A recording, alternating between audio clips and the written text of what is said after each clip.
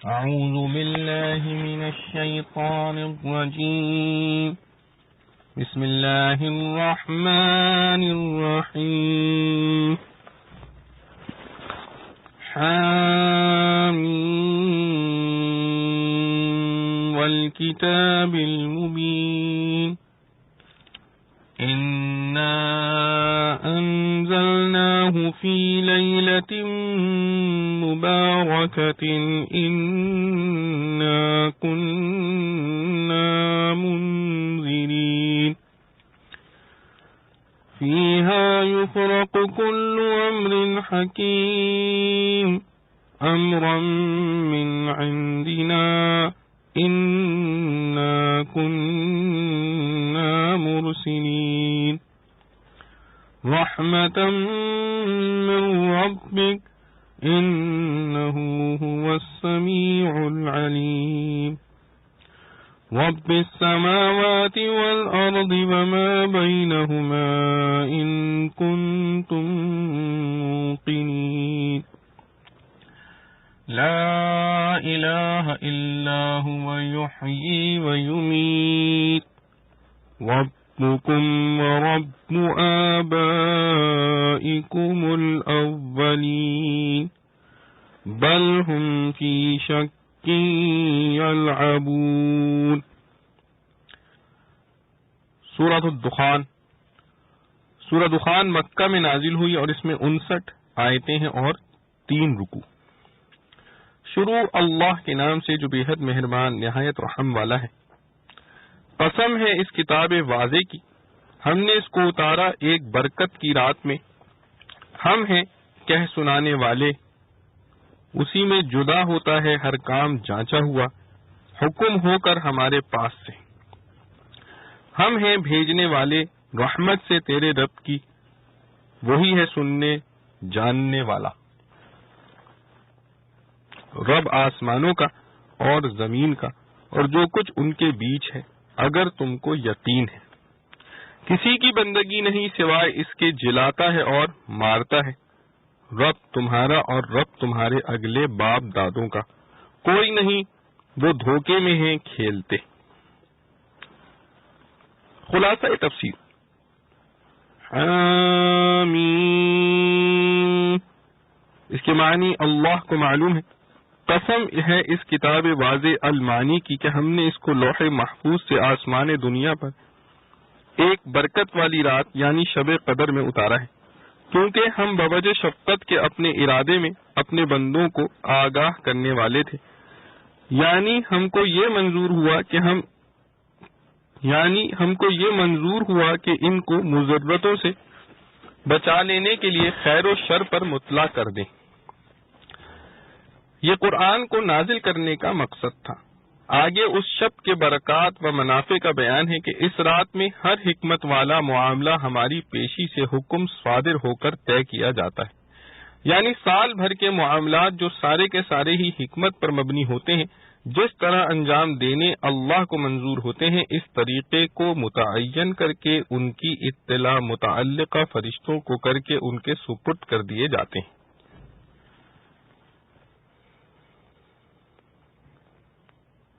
چونکہ وہ رات ایسی ہے اور نزول قرآن سب سے زیادہ حکمت والا کام تھا، اس لیے اس کے لیے بھی یہی رات منتخب کی گئی. اور یہ قرآن اس لیے نازل کیا گیا کہ ہم بوجہ رحمت کے جو آپ کے رب کی طرف سے ہوتی ہے آپ کو پیغمبر بنانے والے تھے، تاکہ آپ کی معرفت اپنے بندوں کو آگاہ کر دیں. بے شک وہ بڑا سننے والا، بڑا جاننے والا ہے. اس لیے بندوں کی رعایت کرتا ہے، اور وہ ایسا ہے جو کہ مالک ہے آسمانوں اور زمین کا، اور جو مخلوق ان دونوں کے درمیان ہے اس کا بھی. اگر تم یقین لانا چاہو تو یہ توحید کے دلائل یقین لانے کے لیے کافی موجود ہیں. آگے توحید کی تصریح ہے کہ اس کے سوا کوئی لائق عبادت کی نہیں. وہی جان ڈالتا ہے، وہی جان نکالتا ہے. وہ تمہارا بھی پروردگار ہے اور تمہارے اگلے باپ دادوں کا بھی پروردگار ہے. اور اس تصریح و توضیح کا تقاضا تو یہ تھا کہ وہ لوگ مان لیتے، مگر یہ لوگ پھر بھی نہیں مانتے، بلکہ وہ توحید جیسے حقائق کی طرف سے شک میں پڑے ہیں اور دنیا کے کھیل کود میں مصروف ہیں. آخرت کی فکر نہیں. جو حق کو طلب کریں اس میں غور سے کام لیں.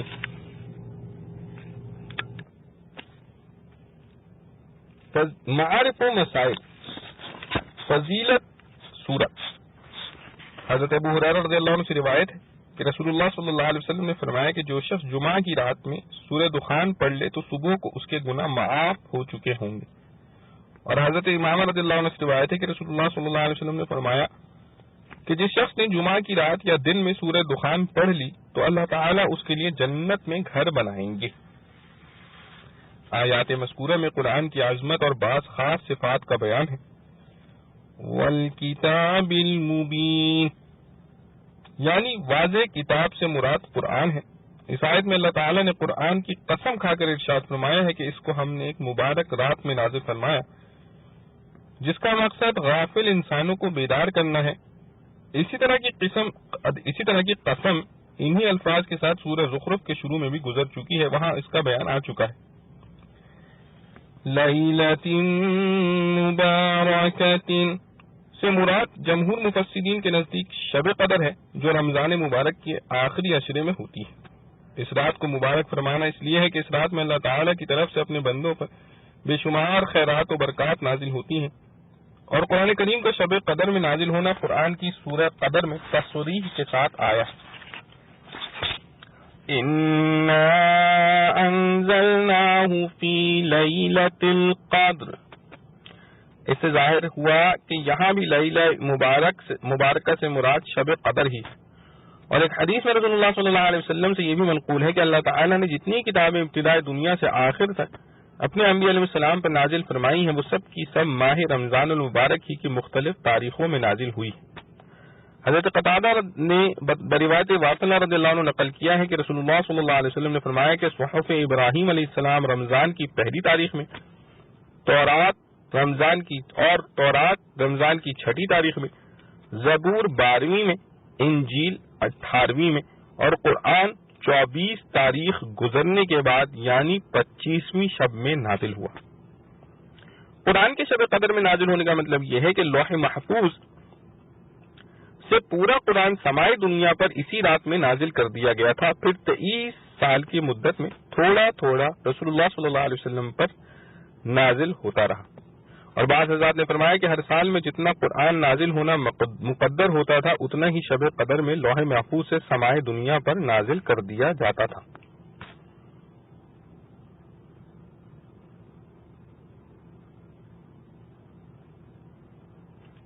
اور بعض مفسرین اکرمہ رحمۃ اللہ علیہ وغیرہ سے منقول ہے کہ انہوں نے اس آیت میں لیلہ مبارکہ سے مراد شب برات یعنی نصف شعبان کی رات قرار دی ہے، مگر اس رات میں نزول قرآن دوسری تمام نصوص قرآن اور روایات حدیث کے خلاف ہے۔ شہر رمضان الذی انزل فیہ القرآن اور انا انزلناہ فی لیلۃ القدر جیسی کھلی نصوص کے ہوتے ہوئے بغیر کسی قوی دلیل کے نہیں کہا جا سکتا کہ نزول قرآن شب برات میں ہوا۔ البتہ شعبان کی 15ویں شب کو بعض روایات حدیث میں شب برات یا لیلۃ الصف کے نام سے تعبیر کیا گیا ہے، اور اس رات کا مبارک ہونا اور اس میں اللہ تعالیٰ جل شانہ کی رحمت کے نزول کا ذکر ہے۔ اس کے ساتھ بعض روایات میں یہ بھی مضمون آیا ہے جو اس جگہ لیلہ مبارک کی صفت میں بیان فرمایا ہے، یعنی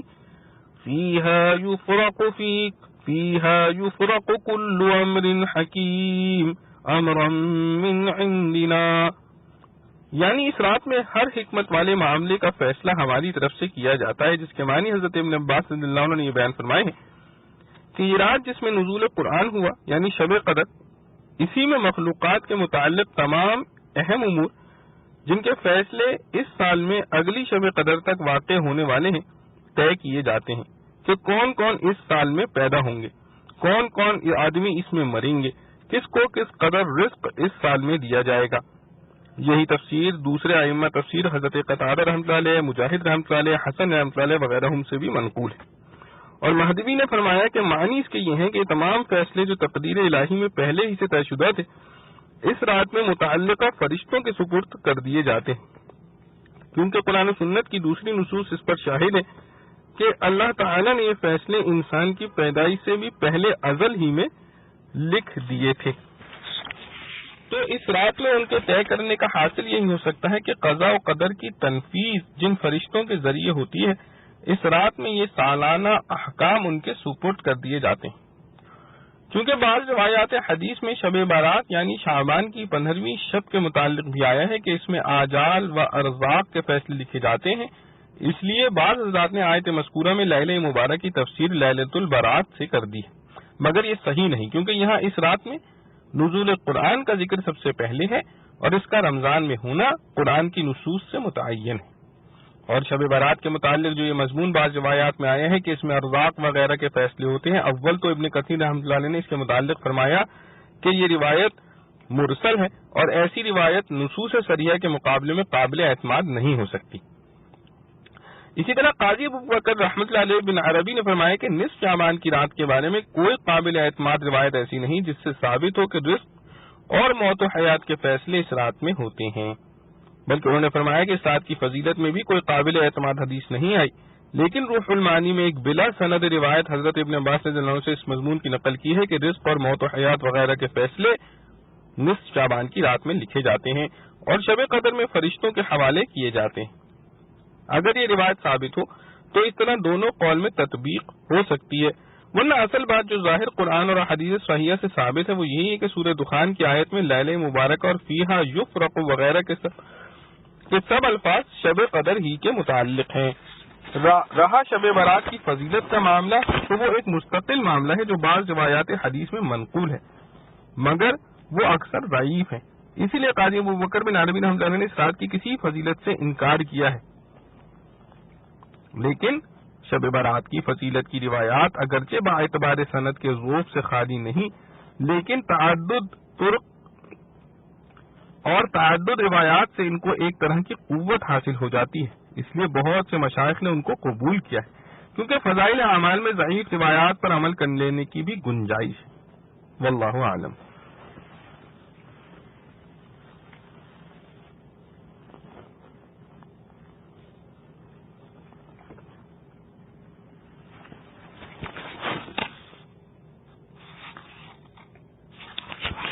فارتقب يوم تأتي السماء بدخان مبين يغشى الناس هذا عذاب أليم ربنا اكشف عنا العذاب إنا مؤمنون أنى لهم الذكرى وقد جاءهم رسول مبين ثم تولوا عنه وقالوا معلم مجنون إنا كاشف العذاب قليلا إنكم عائدون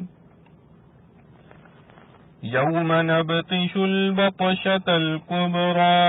إنا منتقمون۔ سو تو انتظار کر اس دن کا کہ لائے آسمان دھواں سری، جو گھیر لیوے لوگوں کو یہ ہے عذاب دردناک۔ اے رب کھول دے ہم پر سے یہ آفت، ہم یقین لاتے ہیں۔ کہاں ملے ان کو سمجھنا، اور آ چکا ان کے پاس رسول کھول کر سنانے والا۔ پھر اس سے پیٹھ پھیری اور کہنے لگے سکھایا ہوا ہے باولا۔ ہم کھول دیتے ہیں یہ عذاب تھوڑی مدت تک، تم پھر وہی کرو گے جس دن پکڑیں گے ہم بڑی پکڑ، تحقیق ہم بدلہ لینے والے ہیں۔ خلاصہ تفصیل، اور جب یہ لوگ حق کے واضح ہونے کے باوجود نہیں مانتے سو آپ ان کے لیے اس روز کا انتظار کیجئے کہ آسمان کی طرف ایک نظر کرنے والا دھواں پیدا ہو جو ان سب لوگوں پر عام ہو جاوے۔ یہ بھی ایک دردناک سزا ہے جو ان کو ہوگی۔ اس سے مراد غلے کا قحط ہے جس میں اہل مکہ رسول اللہ صلی اللہ علیہ وسلم کی بد دعا سے مبتلا ہو گئے تھے، اور یہ بد دعا ایک مرتبہ مکہ میں ہوئی تھی اور ایک بار مدینہ میں۔ اور قاعدہ ہے کہ بھوک کی شدت اور خشکی میں آسمان و زمین کے درمیان آنکھوں کے سامنے دھواں سا نظر آیا کرتا ہے۔ غرض اہل مکہ اپنی جانوں سے تنگ آ گئے اور لگے عاجزی کرنے۔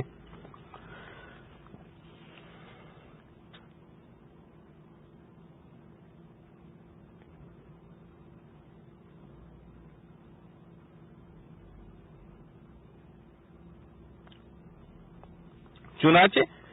پیشن گوئی کے طور پر فرماتے ہیں کہ اس وقت جناب باری میں عرض کریں گے کہ اے ہمارے رب، ہم سے اس مصیبت کو دور کر دیجئے، ہم ضرور ایمان لے آویں گے۔ چنانچہ پیشن گوئی اس طرح پوری ہوئی کہ ابو سفیان اور دیگر قریش نے آپ کو لکھا بھی اور آئے بھی کہ آپ دعا کریں اور ثمامہ رئیس یمامہ کو جس نے غلہ بند کر دیا تھا سمجھاویں، اور صاحب روح انہیں ابو سفیان کا وعدہ ایمان بھی نقل کیا ہے کہ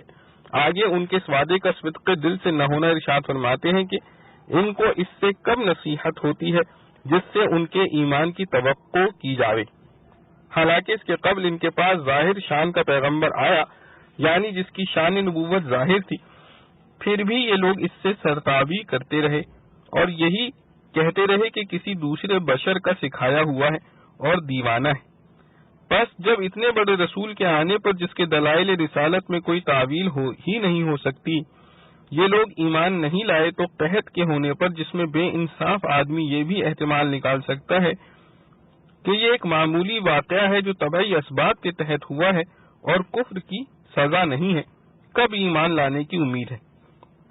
ان کا یہ کہنا محض دفع الوقتی ہے، مگر خیر ہم حجت تمام کرنے کے لیے چندے اس عذاب کو ہٹا دیں گے، مگر تم پھر اپنی اسی حالت پر آ جاؤ گے۔ چنانچہ یہ پیشن گوئی اس طرح پوری ہوئی کہ آپ نے دعا فرمائی، بارش ہوئی اور ثمامہ کو بھی خط لکھا کہ غلہ آنے دیں، اور اہل مکہ کو فارغ البالی میسر ہوئی، مگر ایمان تو کیا لاتے، وہ نرمی اور شگفتگی بھی جاتی رہی، پھر وہی زور اور وہی شور، اور چندے اس لیے فرمایا کہ اس عذاب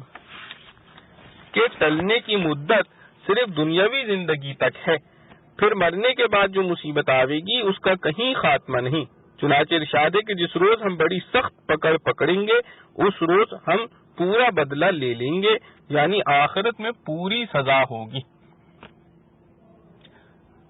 معارف و مسائل۔ آیت مذکورہ میں جس دخان مبین کا ذکر بطور پیشن گوئی کے آیا ہے کہ آپ انتظار کریں اس واضح دھوئیں کا جو آسمان پر ہوگا اور لوگوں پر چھا جائے گا،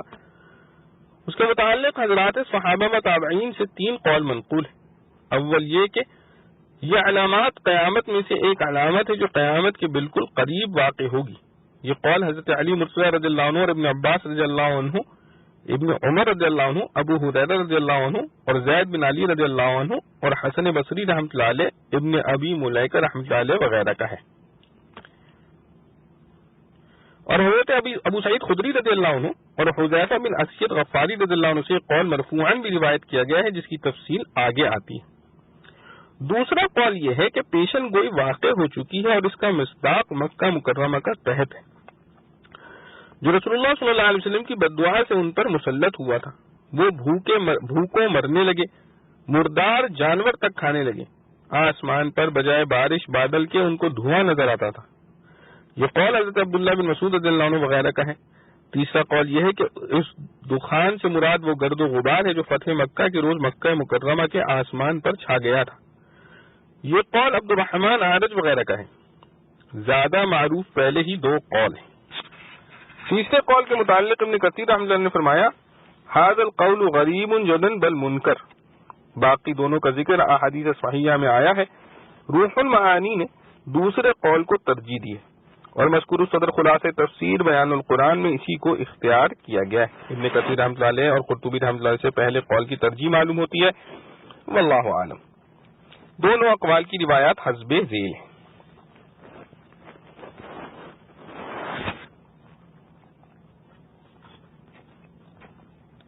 صحیح مسلم میں حضرت حذیفہ بن اسید رضی اللہ عنہ سے روایت ہے کہ رسول اللہ صلی اللہ علیہ وسلم نے ایک بالا خانے سے ہم پر نظر فرمائی۔ ہم آپس میں علامات قیامت کا تذکرہ کر رہے تھے۔ آپ صلی اللہ علیہ وسلم نے فرمایا کہ قیامت اس وقت تک قائم نہ ہوگی جب تک تم 10 علامتیں نہ دیکھ لو۔ آفتاب کا مغرب کی جانب سے طلوع ہونا اور دخان اور دابہ اور یاجوج ماجوج کا خروج اور عیسیٰ علیہ السلام کا نزول اور دجال کا خروج اور 3 خسف یعنی زمین میں دھس جانا۔ دجال کا خروج اور 3 خسف یعنی زمین میں دھس جانا، ایک خسف مشرق میں، دوسرا مغرب میں، تیسرا جزیرۃ العرب میں، اور آگ جو قعر عدن سے نکلے گی لوگوں کو ہکا کر چلے گی جہاں رات کو لوگ سونے کے لیے ٹھہریں گے رک جائے گی، جہاں دوپہر کو آرام کے لیے رکیں گے یہ بھی رک جائے گی۔ ابن جریر نے ابو مالک اشعری رضی اللہ عنہ سے روایت کیا ہے کہ رسول اللہ صلی اللہ علیہ وسلم نے فرمایا کہ میں تمہیں 3 چیزوں سے ڈراتا ہوں، ایک دخان یعنی دھواں جو مومن کے لیے صرف ایک طرح کا زکام پیدا کر دے گا اور کافر کے تمام بدن میں بھر جائے گا، یہاں تک کہ اس کے ہر مسمع اور مسام سے نکلنے لگے گا، اور دوسری چیز دابہ یعنی دابۃ الارض کوئی عجیب قسم کا جانور زمین سے نکلے گا، اور تیسرے دجال۔ اس روایت کو ابن کثیر نے نقل کر کے فرمایا ھذا اسناد جید۔ اسی مضمون کی ایک روایت بحوالہ ابن ابی حاتم حضرت ابو سعید خدری رضی اللہ عنہ سے بھی ابن کثیر رحمۃ اللہ علیہ نے نقل کی ہے، اور بحوالہ ابن ابی حاتم حضرت علی کرم اللہ وجہہ سے یہ روایت نقل کی ہے کہ دخان کی پیشن گوئی گزری نہیں، بلکہ قرب قیامت میں یہ دھواں مومن کے لیے ایک طرح کا زکام پیدا کر دے گا اور کافر کے اندر بھر جائے گا، یہاں تک کہ اس کے ہر منفذ سے نکلنے لگے گا۔ اسی طرح کا مضمون بحوالہ ابن جریر حضرت عبداللہ بن عمر رضی اللہ عنہ اور حضرت ابن عباس رضی اللہ عنہ سے بھی نقل کیا ہے، جس کو نقل کر کے ابن کثیر رحمۃ اللہ نے فرمایا حضرت ابن عباس رضی اللہ عنہ حمر امت اور ترجمان القرآن تک یہ اسناد صحیح ہے، اور یہی قول دوسرے حضرات صحابہ و تابعین کا ہے جنہوں نے ابن عباس رضی اللہ عنہ کی موافقت فرمائی ہے۔ اس کے ساتھ وہ احادیث مرفوعہ جن میں بعض صحیح بعض حسن ہیں وہ بھی یہ ثابت کرنے کے لیے کافی ہیں کہ دخان ان علامات قیامت میں سے ہے جس کا انتظار ہے، ابھی آئی نہیں، خصوصاً جبکہ ظاہر الفاظ قرآن بھی اس پر شاہد ہیں، اور حضرت عبداللہ بن مسعود رضی اللہ عنہ کی تفسیر مشہور میں جس دھوئیں کا ذکر ہے وہ تو ایک خیالی دھواں تھا جو بھوک کی شدت سے ان کی آنکھوں کو محسوس ہوتا تھا۔ اس کے لیے لفظ یغشی الناس بعید معلوم ہوتا ہے، کیونکہ یہ خیالی دھواں تو اہل مکہ کے لیے مخصوص تھا، اور یغشی الناس کے الفاظ یہ بتلاتے ہیں کہ وہ سب لوگوں پر عام طور پر چھا جائے گا۔ اور پہلے یعنی حضرت عبداللہ رضی اللہ عنہ بن مسعود کے قول کی روایت صحیحین اور مسند احمد اور ترمذی نسائی وغیرہ میں اس طرح آئی ہے کہ حضرت مسروق رحمۃ اللہ نے روایت کیا ہے کہ ایک روز ہم کوفہ کی مسجد میں داخل ہوئے جو ابواب کندہ کے قریب ہے، وہاں دیکھا کہ ایک واعظ لوگوں کو واعظ سنا رہا ہے، اور اس آیت یعنی یوم تأتی السماء بدخان مبین کے متعلق اس نے مخاطبین سے سوال کیا کہ تم جانتے ہو کہ اس دخان سے کیا مراد ہے؟ پھر فرمایا کہ یہ ایک دھواں ہوگا جو قیامت کے روز نکلے گا، جو منافقین کے کانوں اور آنکھوں کو لے لے گا، اور مومنین کو اس سے صرف زکام کی سی کیفیت ہوگی۔ مسروق رحمۃ اللہ نے کہتے ہیں کہ وائس کی بات سن کر ہم حضرت عبداللہ بن مسعود رضی اللہ عنہ کے پاس گئے، ان سے اس کا ذکر کیا، وہ لیٹے ہوئے تھے، گھبرا کر اٹھ بیٹھے اور فرمایا کہ اللہ نے تمہارے نبی صلی اللہ علیہ وسلم کو یہ ہدایت فرمائی ہے کہ قُلْ مَا أَسْأَلُكُمْ عَلَيْهِ مِنْ أَجْرٍ وَمَا أَنَا مِنَ الْمُتَكَلِّفِينَ، یعنی میں تم سے تمہاری خدمت تعلیم و تبلیغ کا کوئی معاوضہ نہیں مانگتا، اور نہ میں ان لوگوں میں سے ہوں جو بتکلف کوئی بات بنائے۔ اس لیے علم کا تقاضا یہ ہے کہ آدمی جس چیز کو نہیں جانتا صاف کہہ دے کہ میں نہیں جانتا،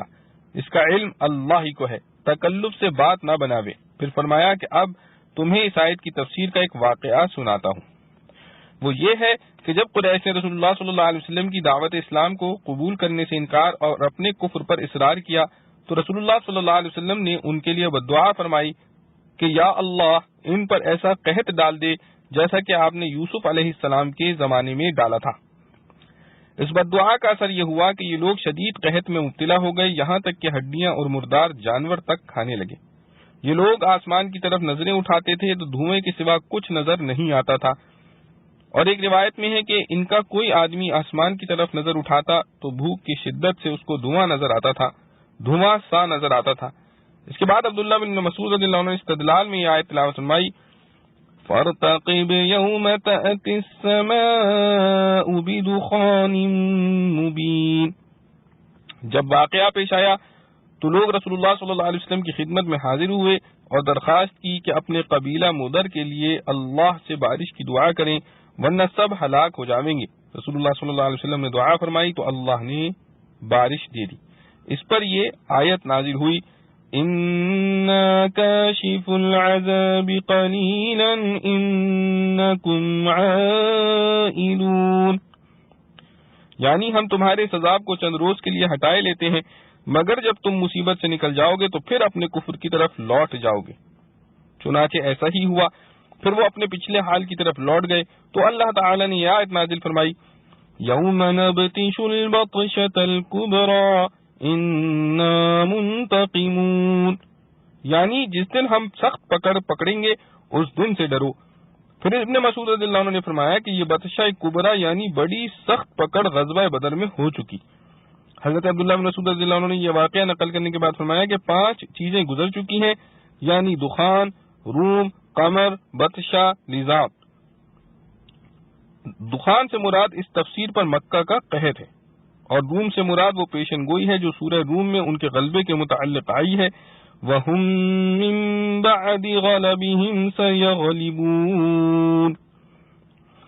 اور قمر سے انشقاق قمر مراد ہے جس کا ذکر اقتربت الساعة وانشق القمر میں ہے، اور بطشہ تفسیر مذکور کے مطابق غزوہ بدر میں کفار قریش کا انجام ہے،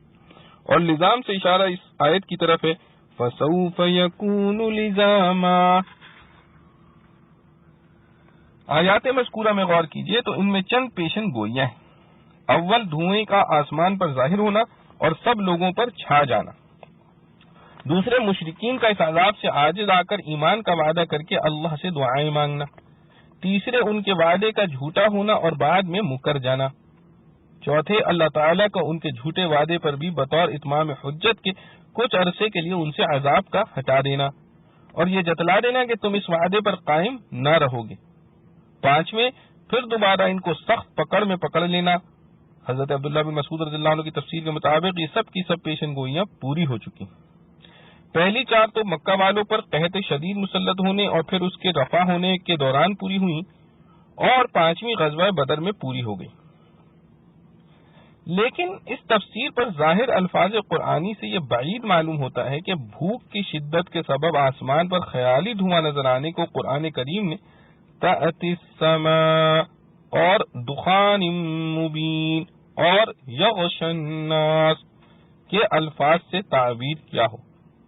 کیونکہ بظاہر ان الفاظ سے عام آسمان پر کھلا ہوا دھواں چھا جانا اور سب لوگوں کا اس دھوئیں سے متاثر ہونا معلوم ہوتا ہے۔ تفسیر مذکور میں نہ آسمان پر دھوئیں کا چھا جانا ثابت ہوتا ہے اور نہ لوگوں کا اس دھوئیں سے متاثر ہونا معلوم ہوتا ہے، بلکہ یہ دھواں تو خود ان کی اپنی شدت مصیبت کا اثر تھا۔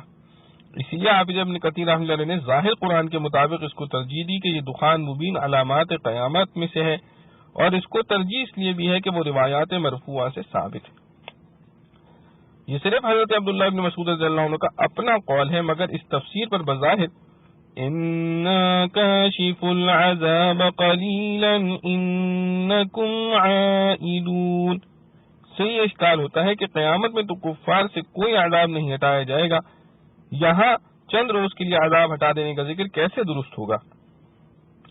ابن کثیر رحمۃ اللہ نے فرمایا کہ اس کے 2 معنی ہو سکتے ہیں۔ ایک یہ کہ مراد اس سے یہ ہو کہ اگر ہم تمہارے کہنے کے مطابق عذاب ہٹا دیں اور تمہیں پھر دنیا میں لوٹا دیں تو تم پھر وہی کفر و انکار کرنے لگو گے، جیسا کہ دوسری ایک آیت میں یہی مضمون اس طرح آیا ہے وَلَوْ رَحِمْنَاهُمْ وَكَشَفْنَا مَا بِهِمْ مِنْ ضُرٍّ وَلَوْ رَحِمْنَاهُمْ وَكَشَفْنَا مَا بِهِمْ مِنْ ضُرٍّ لَلَجُّوا فِي طُغْيَانِهِمْ يَعْمَهُونَ، اور ایک اور آیت میں فرمایا وَلَوْ رُدُّوا لَعَادُوا لِمَا نُهُوا عَنْهُ۔ دوسرے معنی یہ بھی ہو سکتے ہیں کہ کاشف العذاب میں کشف عذاب سے مراد یہ ہو کہ اگرچہ عذاب آنے کے اسباب مکمل ہو چکے اور عذاب تمہارے قریب آ چکا ہے،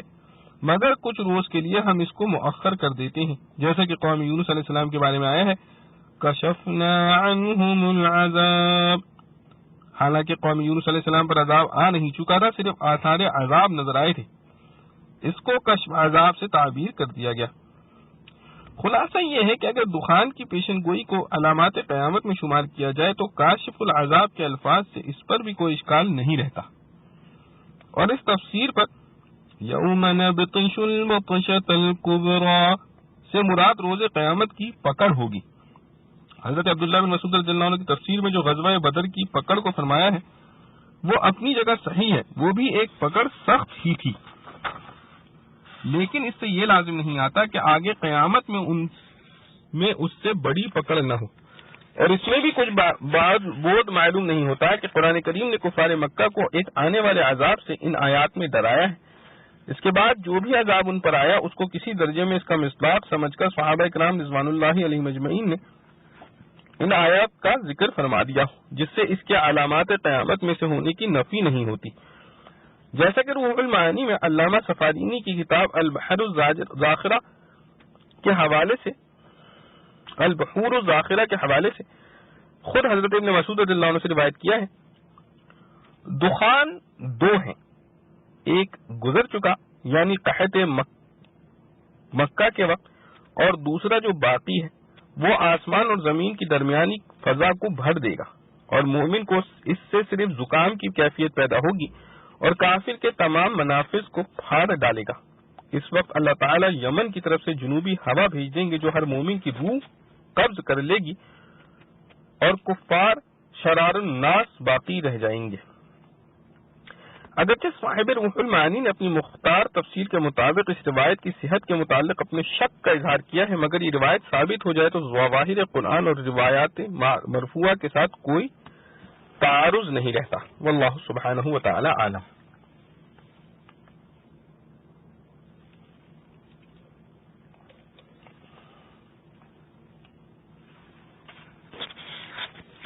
وَلَقَدْ فَتَنَّا قَبْلَهُمْ قَوْمَ فِرْعَوْنَ وَجَاءَهُمْ رَسُولٌ كَرِيمٌ أَنْ أَدُّوا إِلَيَّ عِبَادَ اللَّهِ إِنِّي لَكُمْ رَسُولٌ أَمِينٌ وَأَلَّا تَعْلُوا عَلَى اللَّهِ إِنِّي آتِيكُمْ بِسُلْطَانٍ مُبِينٍ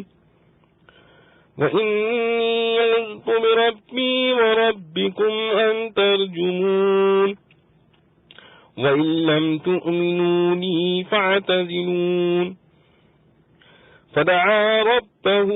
أَنَّ هَٰؤُلَاءِ قَوْمٌ مُجْرِمُونَ فَأَسْرِ بِعِبَادِي لَيْلًا إِنَّكُمْ مُتَّبَعُونَ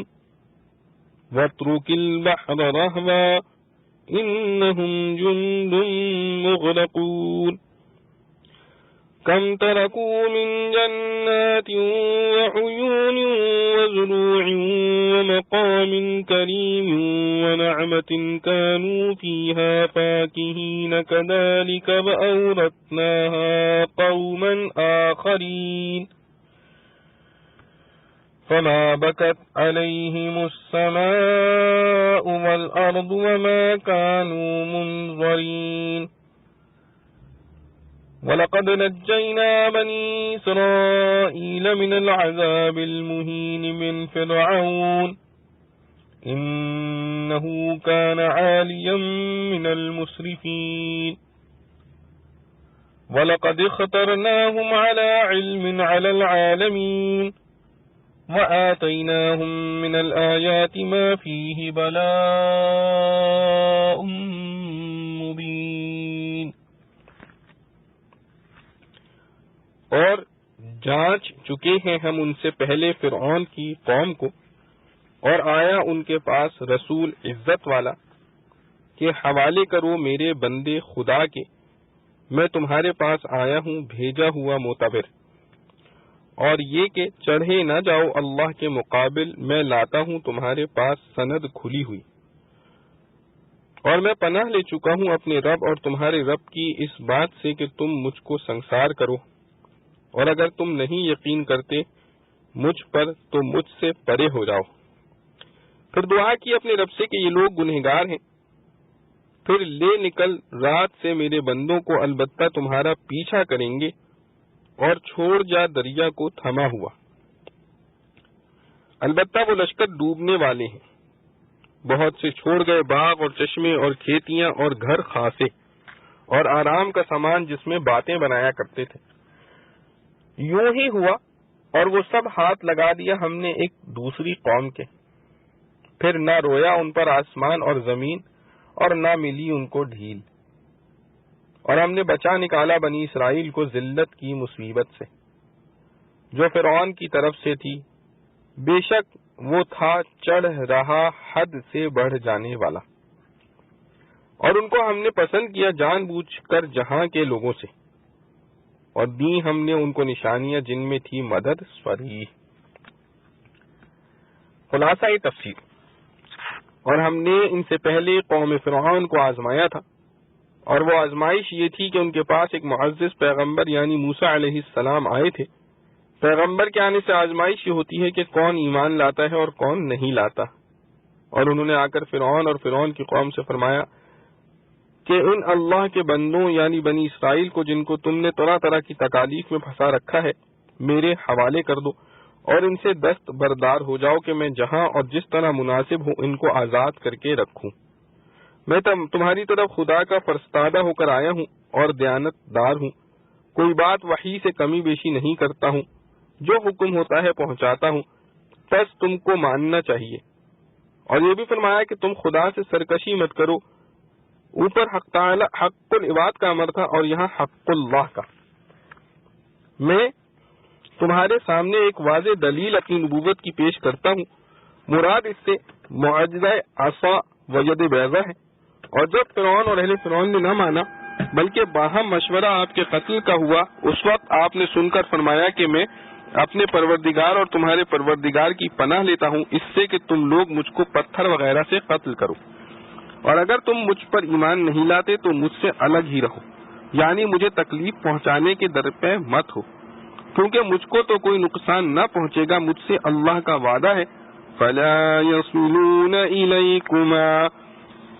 لیکن تمہارا جرم اور شدید ہو جائے گا، اس لیے خیر خواہی سے کہتا ہوں کہ ایسا مت کرو۔ مگر وہ کب باز آتے تھے،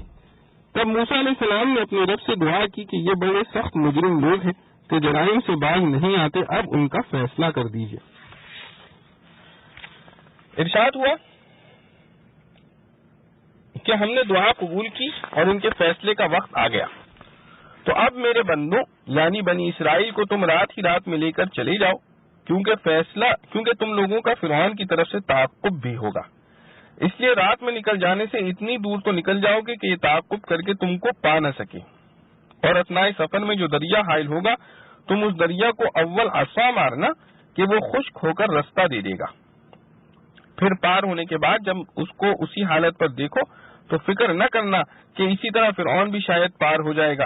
بلکہ تم اس کو اسی سکون کی حالت میں یعنی پانی کے ہٹ جانے اور رستے کے خشک ہو جانے سے دریا کی جو حیت پیدا ہوئی ہے اسی حیت پر چھوڑ دینا اور بے فکر رہنا، کیونکہ اس کے اس حالت میں رہنے کی یہ حکمت ہے کہ ان فرعونیوں کا لشکر اس دریا میں ڈبویا جاوے گا، اس طرح کہ وہ اس میں گھسیں گے اور جب اس میں آ جاویں گے تو چہار طرف سے پانی آ ملے گا۔ چنانچہ ایسا ہی ہوا کہ موسیٰ علیہ السلام پار ہو گئے اور فرعونی غرق ہو گئے، اور وہ لوگ کتنے ہی باغ اور کتنے ہی چشمے یعنی نہریں اور کتنی ہی کھیتیاں اور کتنے ہی عمدہ مکانات اور کتنے ہی آرام کے سامان جس میں وہ خوش رہا کرتے تھے چھوڑ گئے۔ یہ قصہ اسی طرح ہوا اور ہم نے ایک دوسری قوم کو ان کا مالک بنا دیا، مراد بنی اسرائیل ہے، چونکہ وہ نہایت مبغوث تھے اس لیے نہ تو ان پر آسمان و زمین کو رونا آیا اور نہ ان کو عذاب سے کچھ اور مہلت دی گئی، یعنی اگر کچھ اور جیتے تو عذاب جہنم سے کچھ اور دن بچے رہتے، اور ہم نے اس طرح بنی اسرائیل کو سخت ذلت کے عذاب یعنی فرعون کے ظلم و ستم سے نجات دی۔ واقعی وہ فرعون بڑا سرکش اور حد عبودیت سے نکل جانے والوں میں سے تھا۔ ایک نعمت تو بنی اسرائیل پر یہ ہوئی، اور اس کے علاوہ ہم نے بنی اسرائیل کو اور بھی نعمتیں دے کر اپنے علم اور حکمت کی روح سے بعض امور میں تمام دنیا جہاں والوں پر یہ تمام امور میں ایک بڑے حصہ مخلوق پر مثلا اس زمانے کے لوگوں پر فوقیت دی، اور ان نعمتوں میں انعام ہونے کے علاوہ اللہ کی قدرت پر دلالت بھی تھا، جس کا حاصل یہ ہے کہ ہم نے ان کو اپنی قدرت کی ایسی بڑی بڑی نشانیاں دی جن میں سری انعام پایا جاتا تھا، یعنی جو احسان ان پر کیا گیا اس میں دو وصف پائے جاتے تھے، انعام ہونا بھی اور دلیل قدرت ہونا بھی۔ پھر بعض ان میں حصی نعمتیں تھیں جیسے فرعون سے نجات دلانا، اور بعض معنوی تھی جیسے علم و کتاب و مشاہدہ معجزات، معارف و مسائل۔ وَإِنِّي عُذْتُ بِرَبِّي وَرَبِّكُمْ أَن تَرْجُمُونِ، میں اپنے پروردگار اور تمہارے پروردگار کی پناہ لیتا ہوں اس سے کہ تم مجھے رجم کرو۔ رجم کے معنی سنسار کرنے یعنی پتھر مار مار کر ہلاک کر دینے کے بھی آتے ہیں، اور کسی کو گالی دینے اور برا بھلا کہنے کے بھی۔ یہاں دونوں معنی مراد ہو سکتے ہیں، لیکن راجح یہ ہے کہ یہاں سنسار کرنے کے معنی مراد ہیں، کیونکہ فرعون کی قوم حضرت موسیٰ علیہ السلام کو قتل وغیرہ کی دھمکیاں دے رہی ہوگی۔ وَاتْرُكِ الْبَحْرِ رَهْوًا، اور دریا کو سکون کی حالت میں چھوڑ دینا۔ رہون کے معنی ہے ساکن۔ دراصل حضرت موسیٰ علیہ السلام اور آپ کے رفقا کے پار ہو جانے کے بعد ان کی خواہش طبعی طور پر یہ ہونی چاہیے تھی کہ دریا دوبارہ اپنی اصلی حالت پر آ جائے تاکہ فرعون کا لشکر پار نہ ہو سکے۔ اس لیے اللہ تعالیٰ نے انہیں تنبیہ فرما دی کہ خود پار ہونے کے بعد سمندر کو اس کی حیت پر ساکن ہی چھوڑ دینا اور دوبارہ پانی کے جاری ہونے کی فکر مت کرنا، تاکہ فرعون خشک راستہ بنا ہوا دیکھ کر دریا کے بیچوں بیچ پہنچ جائے۔ اس وقت ہم دریا کو جاری کر دیں گے اور یہ لشکر ڈوب جائے گا۔ وَأَوْرَثْنَا قَوْمًا آخَرِينَ، اور ہم نے ان کا وارث ایک دوسری قوم کو بنا دیا۔ سورہ شعراء میں تصریح ہے کہ اس دوسری قوم سے مراد بنی اسرائیل ہے، اور اس پر جو مشہور اشکال ہوتا ہے کہ مشہور تواریخ سے کہیں یہ ثابت نہیں ہوتا کہ بنی اسرائیل دوبارہ مصر میں آباد ہوئے۔ اس کا جواب بھی سورہ شعراء کی تفسیر میں گزر چکا ہے۔ زمین و آسمان کا رونا۔ فَمَا بَكَتْ عَلَيْهِمُ السَّمَاءُ وَالْأَرْضُ، پس ان پر آسمان و زمین کو رونا نہیں آیا۔ مطلب یہ ہے کہ انہوں نے زمین پر کوئی ایسا عمل صالح نہیں کیا تھا کہ ان کے مر جانے سے زمین روئے، اور نہ ان کا کوئی انیک عمل آسمان تک پہنچا تھا کہ ان کو آسمان روئے۔ اور یہ بات متعدد روایات سے ثابت ہے کہ کسی نیک بندے کی موت پر آسمان و زمین روتے ہیں۔ حافظ ابو یعلی رحمۃ اللہ نے حضرت انس رضی اللہ عنہ کی روایت سے حضرت صلی اللہ تعالی علیہ وسلم کے ارشاد نقل کیا ہے کہ آسمان میں ہر بندے کے لیے 2 دروازے مقرر ہیں، ایک سے اس کا رزق نازل ہوتا ہے، دوسرے سے اس کا عمل اور اس کی گفتگو اوپر پہنچتی ہے۔ چنانچہ جب وہ بندہ مرتا ہے تو یہ دروازے اسے یاد کر کے روتے ہیں۔ اس کے بعد آپ صلی اللہ علیہ وسلم نے بطور استشہاد یہی آیت تلاوت فرمائی کہ فَمَا بَكَتْ عَلَيْهِمُ السَّمَاءُ وَالْأَرْضُ۔ حضرت ابن عباس رضی اللہ عنہ سے بھی اسی قسم کی روایات مروی ہیں۔ ایک اور حدیث میں جو حضرت شرح بن عبید حضرمی رضی اللہ عنہ سے مروی ہے، آپ صلی اللہ علیہ وسلم نے ارشاد فرمایا کہ جو مومن بھی ایسی غریب الوطنی کی حالت میں مرتا ہے کہ اس پر کوئی رونے والا نہ ہو تو اس پر آسمان و زمین روتے ہیں۔ اس پر بھی آپ صلی اللہ علیہ وسلم نے یہی آیت تلاوت فرمائی اور فرمایا کہ یہ زمین و آسمان کسی کافر پر نہیں روتے۔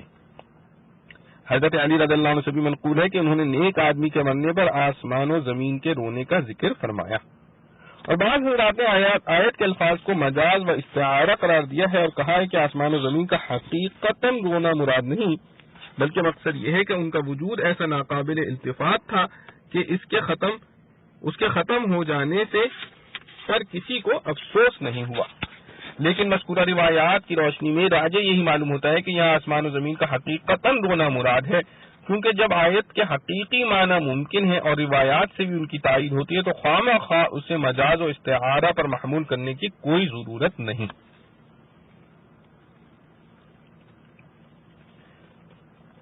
رہا یہ شبہ کہ آسمان و زمین میں شعور کہاں ہے وہ رو سکیں، تو اس کا جواب ظاہر ہے کہ کائنات کی ہر مخلوق میں کچھ نہ کچھ شعور ضرور موجود ہے، جیسا کہ قرآن کریم کی آیت ان من شیء الا یسبح بحمدہ سے معلوم ہوتا ہے، اور اب رفتہ رفتہ جدید سائنس بھی اسی نتیجے پر پہنچ رہی ہے۔ ہاں، یہ ضروری نہیں کہ آسمان و زمین کا رونا ویسا ہی ہو جیسے انسانوں کا رونا ہوتا ہے، ان کے رونے کی کیفیت یقیناً مختلف ہوگی جس کی حقیقت ہمیں معلوم نہیں۔ وَلَقَدِ اخْتَرْنَاهُمْ عَلَى عِلْمٍ عَلَى الْعَالَمِينَ، اور ہم نے بنی اسرائیل کو اپنے علم کی روح سے دنیا جہاں والوں پر فوقیت دی۔ اس سے بنی اسرائیل کا امت محمدیہ علی صاحبہ السلام پر فائق ہونا لازم نہیں آتا، کیونکہ اس سے مراد اس زمانے کے دنیا جہاں والے ہیں، اور اس وقت بلا شبہ وہ تمام اقوام سے افضل تھے۔ اور یہ ایسا ہی ہے جیسے حضرت مریم علیہ السلام کے لیے نساء العالمین پر فضیلت کا قرآن کریم نے ذکر فرمایا ہے۔ اور یہ بھی ممکن ہے کہ کسی خاص پہلو سے بنی اسرائیل کو تمام دنیا اور ہر زمانے کے لوگوں پر کوئی فضیلت حاصل ہو، لیکن مجموعی حیثیت سے افضلیت امت محمدیہ صلی اللہ علیہ وسلم ہی کو حاصل ہے۔ تفصیل کے لیے ملاحظہ ہو ابن کثیر رحمۃ اللہ علیہ وغیرہ، اور علی علم اپنے علم کی روح سے کا مطلب یہ ہے کہ ہمارے ہر کام میں حکمت ہوتی ہے، بس ان کو فوقیت دینا، چونکہ ہمارے علم میں حکمت و مصلحت کا تقاضا تھا، اس لیے ہم نے ان کو فوقیت دے دی۔ وَآتَيْنَاهُم مِّنَ الْآيَاتِ مَا فِيهِ بَلَاءٌ مُّبِينٌ، اور ہم نے ان کو ایسی نشانیاں دیں جن میں سوری انعام تھا۔ نشانیوں سے مراد عصا اور ید بیضا وغیرہ کے معجزات، اور بلاء ان کے دو معنی آتے ہیں، ایک انعام اور دوسرے آزمائش، یہاں دونوں معنی بلا تکلف ممکن ہے۔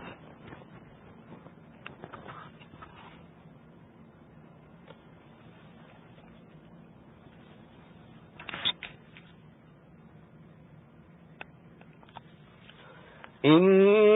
هؤلاء ليقولون إن هي إلا موتتنا الأولى وما نحن بمنشرين فأتوا بآبائنا إن كنتم صادقين أهم خير أم قوم تبع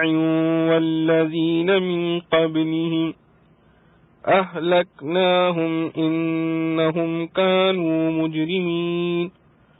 وما خلقنا السماوات والأرض وما بينهما لاعبين ما خلقناهما إلا بالحق ولكن أكثرهم لا يعلمون إن يوم الفصل ميقاتهم أجمعين يوم لا يغني مولا عن مولا شيئا ولا هم ينصرون إلا من رحم الله إنه هو العزيز الرحيم۔ یہ لوگ کہتے ہیں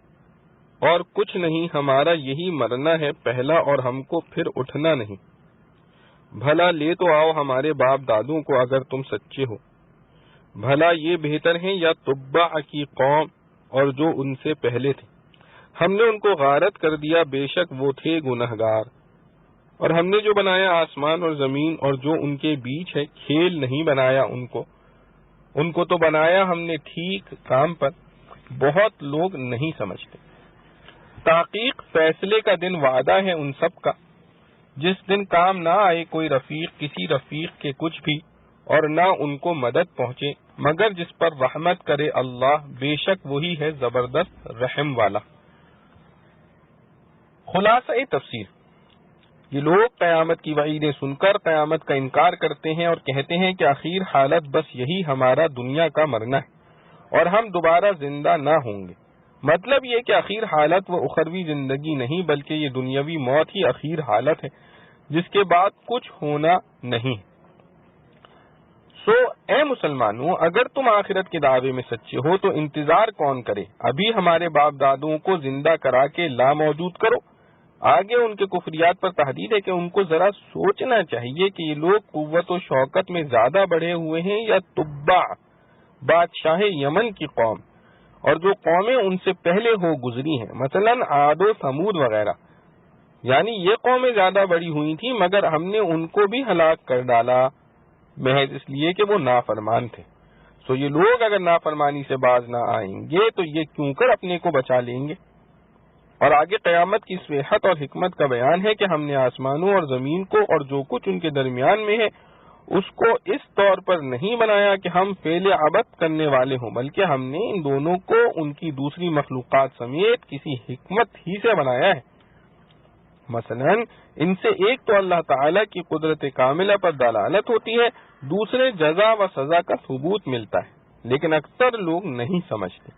کہ جو ذات ایسے عظیم اجسام کو ابتداءً پیدا کرنے پر قادر ہو وہ ان کی دوبارہ تخلیق پر بھی قادر ہے۔ بے شک فیصلے کا دن یعنی قیامت کا دن ان سب کے دوبارہ زندہ ہونے اور جزا و سزا ملنے کا وقت مقرر ہے، جس کا وقوع اپنے موقع پر ضرور ہوگا۔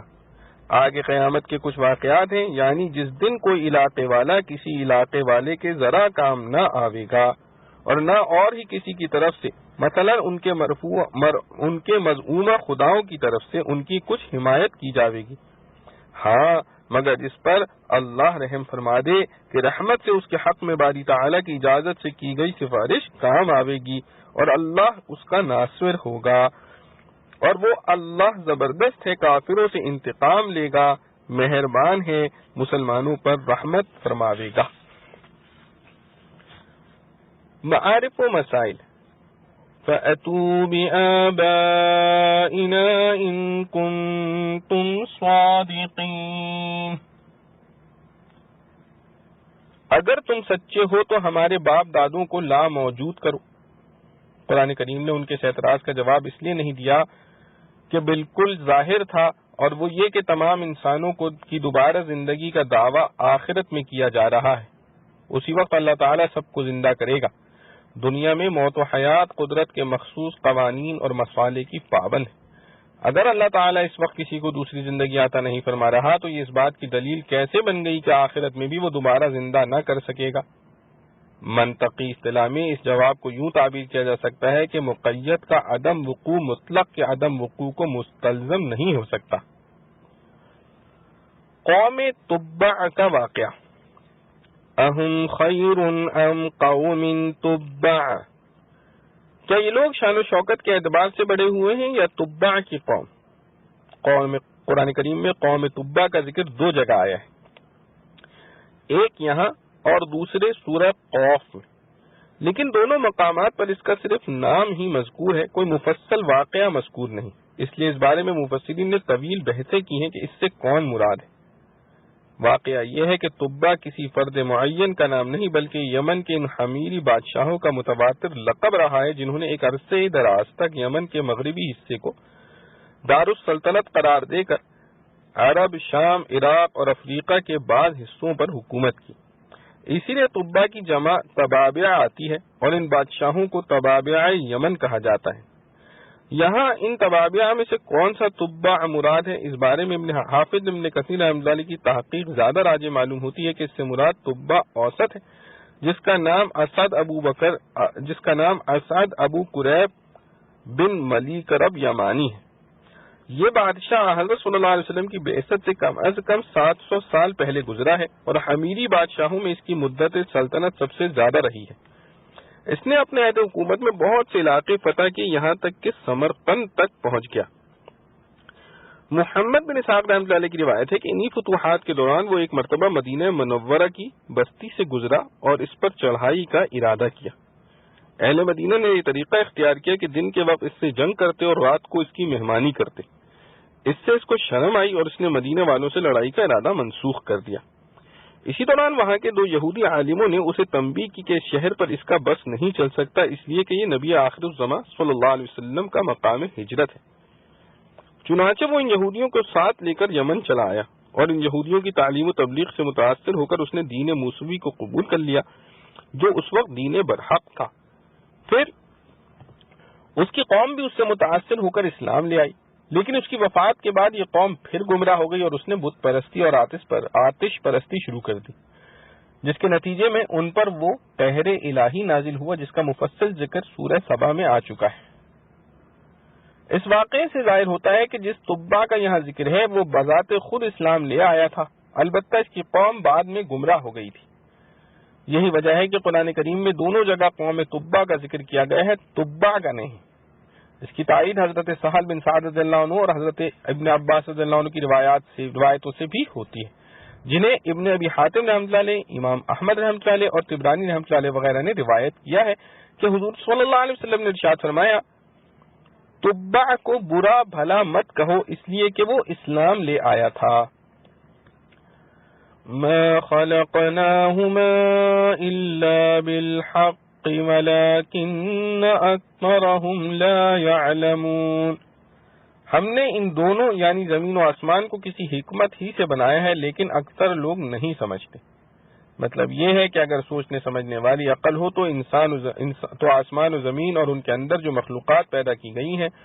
وہ سب بہت سے حقائق پر دلالت کرتی ہیں. مثلا ایک تو قدرت خداوندی پر، دوسرے آخرت کے امکان پر، کیونکہ جس ذات نے ان عظیم اجسام کو عدم سے وجود عطا کیا وہ یقیناً اس بات پر بھی قادر ہے کہ انہیں ایک مرتبہ فنا کر کے دوبارہ پیدا کر دے. تیسرے جزا و سزا کی ضرورت پر، کیونکہ اگر آخرت کی جزا و سزا نہ ہو تو یہ سارا کارخانہ وجود بیکار ہو جاتا ہے. اس کی تخلیق کی تو حکمت ہی یہ ہے کہ اسے دارالامتحان بنایا جائے اور اس کے بعد آخرت میں جزا و سزا دی جائے، ورنہ نیک و بد دونوں کا انجام ایک ہونا لازم آتا ہے جو اللہ کی شان حکمت سے بعید ہے. چوتھے یہ کائنات سوچنے سمجھنے والوں کو اطاعت خداوندی پر ابھارنے والی ہے، کیونکہ یہ ساری مخلوقات اس کا بہت بڑا انعام ہے اور بندے پر واجب ہے کہ اس نعمت کا شکر اس کے خالق کی اطاعت کر کے ادا کرے. ان شجرۃ الزقوم طعام الأثیم كالمهل یغلی فی البطون كغلی الحمیم خذوه فاعتلوه إلى سواء الجحیم ثم صبوا فوق رأسه من عذاب الحمیم ذق إنك أنت العزيز الكريم إن هذا ما كنتم به تمترون إن المتقين في مقام أمين في جنات وعيون يلبسون من سندس وإستبرق متقابلين كذلك وزوجناهم بحور عين يدعون فيها بكل فاكهة آمنين لا يذوقون فيها الموت إلا الموتة الأولى ووقاهم عذاب الجحيم فضلا من ربك ذلك هو الفوز العظيم فإنما يسرناه بلسانك لعلهم يتذكرون فارتقب إنهم مرتقبون. مقرر درخت سیہنڈ کا کھانا ہے گنہگار کا، جیسے پگھلا ہوا تانبا کھولتا ہے پیٹوں میں جیسے کھولتا ہے پانی. پکڑو اس کو اور دھکیل کر لے جاؤ بیچوں بیچ دوزخ کے، پھر ڈالو اس کے سر پر جلتے پانی کا عذاب. یہ چکھ تو ہی ہے بڑا عزت والا سردار. یہ وہی ہے جس میں تم دھوکے میں پڑے تھے. بے شک ڈرنے والے گھر میں ہیں چین کے، باغوں میں اور چشموں میں، پہنتے ہیں پوشاک ریشمی پتلی اور گاڑی ایک دوسرے کے سامنے. اسی طرح ہوگا اور بیاہ دیں ہم ان کو حوریں بڑی آنکھوں والیاں، منگوائیں گے وہاں ہر میوہ دل جمعی سے، نہ چکھیں گے وہاں موت مگر جو پہلے آ چکی، اور بچایا ان کو دوزخ کے عذاب سے. فضل سے تیرے رب کے یہی ہے بڑی مراد ملنی. سو یہ قرآن آسان کیا ہم نے اس کو تیری بولی میں تاکہ وہ یاد رکھیں. اب تو راہ دیکھ وہ بھی راہ تکتے ہیں. خلاصہ تفسیر: بے شک زقوم کا درخت جس کی تحقیق سورہ صافات کے دوسرے رکوع میں گزر چکی ہے، بڑے مجرم یعنی کافر کا کھانا ہوگا جو صورت کے مکروہ ہونے میں تیل کی تلچھن جیسا ہوگا، اور وہ پیٹ میں ایسا کھولے گا جیسا تیز گرم پانی کھولتا ہے. اور فرشتوں کو حکم ہوگا کہ اس کو پکڑو، پھر گھسیٹتے ہوئے دوزخ کے بیچوں بیچ تک لے جاؤ، پھر اس کے سر کے اوپر تکلیف دینے والا گرم پانی چھوڑو. اور اس سے بطور استہزاء کہا جائے گا کہ لے چکھ، تو بڑا معزز مکرم ہے، یہ تیری تعظیم ہو رہی ہے جیسا تو دنیا میں اپنے آپ کو معظم و مکرم سمجھ کر ہمارے احکام سے عار کیا کرتا تھا۔ اور دوزخیوں سے کہا جائے گا کہ یہ وہی چیز ہے جس میں تم شک و انکار کیا کرتے تھے۔ یہ تو کافر دوزخیوں کا حال ہوا۔ آگے اہل ایمان کا ذکر ہے کہ بے شک خدا سے ڈرنے والے امن چین کی جگہ میں ہوں گے، یعنی باغوں میں اور نہروں میں، اور وہ لباس پہنیں گے باریک اور دبیز ریشم کا، آمنے سامنے بیٹھے ہوں گے، اور یہ بات اسی طرح ہے، اور ہم ان کا گوری گوری بڑی بڑی آنکھوں والیوں سے بیاہ کر دیں گے، اور وہاں اطمینان سے ہر قسم کے میوے منگاتے ہوں گے، اور وہاں وہ بجز اس موت کے جو دنیا میں آ چکی تھی اور موت کا ذائقہ بھی نہ چکھیں گے، یعنی مریں گے نہیں، اور اللہ تعالیٰ ان کو دوزخ کے عذاب سے بھی بچا لے گا، اور یہ سب کچھ آپ کے رب کے فضل سے ہوگا۔ بڑی کامیابی یہی ہے، اور اے پیغمبر صلی اللہ علیہ وسلم، آپ کا کام اتنا ہے کہ آپ ان کو کہتے رہیے۔ سو اسی غرض سے ہم نے اس قرآن کو آپ کی زبان عربی میں آسان کر دیا تاکہ یہ اس کو سمجھ کر اس سے نصیحت قبول کریں، تو اگر یہ لوگ نہ مانیں تو آپ ان مصائب کے نزول کے منتظر رہیے، یہ لوگ بھی آپ پر مصائب کے نزول کے منتظر ہیں۔ بس آپ تبلیغ سے زیادہ فکر میں نہ پڑیے، نہ مخالفت پر رنج کیجیے، ان کا معاملہ خدا کے سپرد کر کے صبر کیجیے، وہ خود سمجھ لے گا۔ معارف و مسائل، ان آیات میں آخرت کے کچھ احوال بیان کیے گئے ہیں، اور عادت کے مطابق یہاں بھی قرآن کریم نے دوزخ اور جنت دونوں ہی کے احوال یکے بعد دیگرے بیان فرمائے ہیں۔ ان شجرۃ الزقوم، زقوم کی حقیقت سے متعلق کچھ ضروری باتیں سورہ صافات کی تفسیر میں لکھی جا چکی ہیں، وہاں ملاحظہ فرمائی جائیں۔ یہاں اتنی بات قابل ذکر ہے کہ قرآن کریم کی آیات سے بظاہر یہ مترشح ہوتا ہے کہ کفار کو زقوم دوزخ میں داخل ہونے سے پہلے ہی کھلایا جائے گا، کیونکہ یہاں زقوم کھلانے کے بعد یہ حکم مذکور ہے کہ اسے کھینچ کر دوزخ کے بیچوں بیچ لے جاؤ۔ اس کے علاوہ سورہ واقعہ کی آیت ھذا نزلهم یوم الدین سے بھی بعض حضرات نے یہی سمجھا ہے، کیونکہ نزل ان کے نزدیک اصلاً مہمان کی اس خاطر تواضع کو کہا جاتا ہے جو اصل دعوت سے پہلے کی جائے۔ بعد کے کھانے کو ضیافہ یا مادبہ کہتے ہیں۔ یوں قرآنی الفاظ میں احتمال اس کا بھی ہے کہ زقوم کا کھلانا دخول جہنم کے بعد ہو۔ اس صورت میں نزل کا استعمال دعوت کے اصل کھانے کے معنی میں توسعاً ہوگا، اور آیت زیر تفسیر میں جو اس کے بعد جہنم کی طرف گھسیٹ لے جانے کا ذکر ہے، اس کا مطلب یہ ہوگا کہ وہ تھا تو پہلے بھی جہنم ہی میں، لیکن زقوم کھلانے کے بعد اسے مزید تذلیل اور ایذا رسانی کے لیے دوزخ کے وسط میں لایا جائے گا۔ واللہ عالم۔ ان المتقین فی مقام امین، ان آیات کے ذریعے جنت کی سرمدی نعمتوں کی طرف اشارہ کیا گیا ہے، اور نعمت کی تقریباً تمام اصناف کو جمع کر دیا گیا ہے، کیونکہ انسانی ضرورت کی چیزیں عموماً یہ ہوتی ہیں: عمدہ رہائش گاہ، عمدہ لحاظ، بہتر شریک زندگی، بہتر معقولات، پھر ان سب نعمتوں کے باقی رہنے کی ضمانت، اور رنج و تکلیف سے کلی طور پر معمون رہنے کا یقین۔ یہاں ان 6 کی 6 باتوں کو اہل جنت کے لیے ثابت کر دیا گیا ہے، جیسا کہ ان 6 آیتوں پر غور کرنے سے صاف ظاہر ہے۔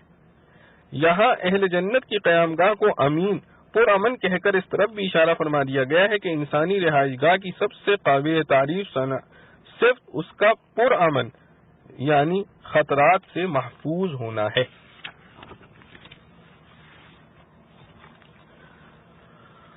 سندس و استبرق، یہ دونوں ریشمی کپڑوں کے نام ہیں۔ سندس رقیق ریشم کا کپڑا ہے، اور استبرق دبیز ریشم کا۔ وَزَوَّجْنَاهُمْ بِحُورٍ عِينٍ، تزویج کے معنی اصل میں ہے کسی کو کسی کا جوڑ قرار دینا، بعد میں یہ لفظ نکاح کرانے کے معنی میں بکثرت استعمال ہونے لگا ہے۔ اس جگہ اس کے دونوں معنی ہو سکتے ہیں۔ دوسرے معنی کے لحاظ سے مطلب یہ ہوگا کہ جنتی مردوں کا حور عین سے باقاعدہ عقد نکاح کرا دیا جائے گا، اور اگرچہ جنت میں کوئی شخص احکام کا مکلف نہیں ہوگا لیکن یہ عقد نکاح بطور اعزاز و اکرام کے ہوگا، اس لیے کوئی اشکال نہیں۔ اور اگر پہلے معنی لیے جائیں تو مطلب یہ ہوگا کہ حور عین کو جنتی مردوں کا جوڑا قرار دیا جائے گا اور وہ جنتی عورتیں بطور ہبہ انہیں عطا کر دی جائیں گی، اور اس کے لیے دنیا کی طرح عقد نکاح کی ضرورت نہیں ہوگی۔ لا يذوقون فيها الموت إلا الموتة الأولى، مطلب یہ ہے کہ جو موت ایک مرتبہ آ چکی بس وہ آ چکی، اس کے بعد کوئی موت ان پر نہیں آئے گی۔ اور یہ بات اگرچہ اہل جہنم کو بھی حاصل ہوگی لیکن ظاہر ہے کہ وہ ان کے لیے اور زیادہ تکلیف کا سبب ہوگی، اور اہل جنت کے لیے سرور و کیف میں اضافے کا باعث، کیونکہ نعمت خواہ کتنی بڑی ہو اس کے زوال کا تصور لازماً کدورت کا سبب ہوتا ہے، اور اہل جنت جب یہ تصور کریں گے کہ یہ نعمتیں کبھی ہم سے نہیں چھنیں گی تو اس سے ان کی مسرتوں میں اضافہ ہوگا۔ آگے حضرت فرماتے ہیں الحمدللہ کہ آج بتاریخ 6 رجب 1392 ہجری بروز پنج شنبہ بوقت نماز عشاء سورہ دخان کی تفسیر مکمل ہوئی۔ وللہ الحمد اولا وآخرا وصلی اللہ تعالی علی خیر خلقہ محمد وعلی آلہ واصحابہ اجمعین۔ اللہ رب العزت سے دعا ہے جو کچھ پڑھا سنا گیا ہم اس پر عمل کرنے کی توفیق نصیب فرمائیں۔ وآخر دعوانا ان الحمدللہ رب العالمین۔ ربنا تقبل منا انك انت السميع العليم وتب علينا انك انت التواب الرحيم۔ سبحان ربك رب العزة عما يصفون وسلام على المرسلين والحمد لله رب العالمين۔